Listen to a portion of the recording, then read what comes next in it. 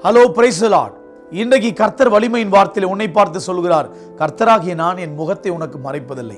மனித கூட்டம் எல்லாம் நம்முடைய வாழ்க்கையில் கடன் பிரச்சனை, பொல்லாப்புகள், போராட்டங்கள், வேதனைகள், கஷ்டங்கள், கடன்கள் என்று வரும்பொழுது அவர்கள் முகத்தை மறைத்துக் கொள்வார்கள்.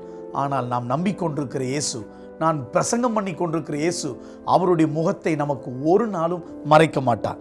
எசேக்கியேல் 39:29, நான் இஸ்ரவேல் வம்சத்தார் மேல் என் ஆவி ஊற்றினபடினால் என் முகத்தை இனி அவர்களுக்கு மறைக்க மாட்டேன். மகனே, மகளே, நீ நம்பின அத்தனை ஆட்களும் முகத்தை மறைத்து உன்னை விட்டு ஓடி போயிருப்பார்கள். ஆனால் நீ இந்த ஒரு நிமிஷம் இயேசுவை நம்பி அவர் முகத்தை நோக்கிப்பார்.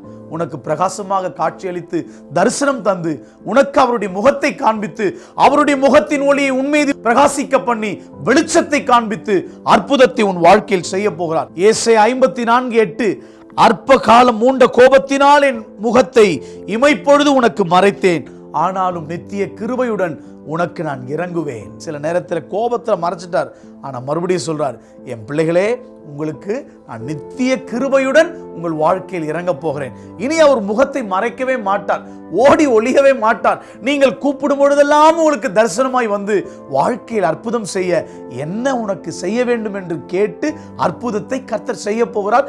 முகத்தை மறைக்கவே மாட்டார். இனி மனுஷனுடைய முகத்தை பார்த்து பார்த்து ஏமாந்தது போதும், இயேசுவின் முகத்தை நோக்கி பார்ப்போம், அற்புதத்தை பெற்றுக்கொள்வோம்.